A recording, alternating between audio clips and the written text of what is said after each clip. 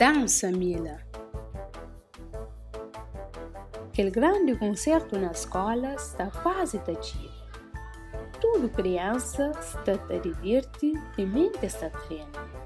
Mas Mila não. Está preocupado para modo de esquecer passos de dança. Se mãe Fran te ajudou a treinar lá na casa. Tanto que chega a casa e começa a treinar. Mila Fran não gostava se aquele concerto nunca aconteceu. Mas não tem nenhuma chance. Dia de concerto está quase tativo. Mila, a avó mandou presente. Mila está preocupado demais com o concerto para ele abrir seu presente.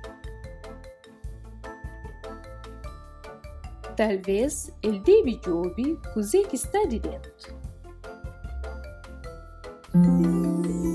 Que sapatos bonitos de dança que a avó mandou. Minha avó era aquele melhor dançarina de seu tempo. Mila treina e treina na escola. E na casa. Dia dança nas sessões. Mila se descansa. O grande concerto é amanhã.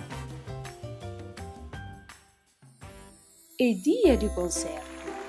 Mila consegue lembrar de tudo que se passa.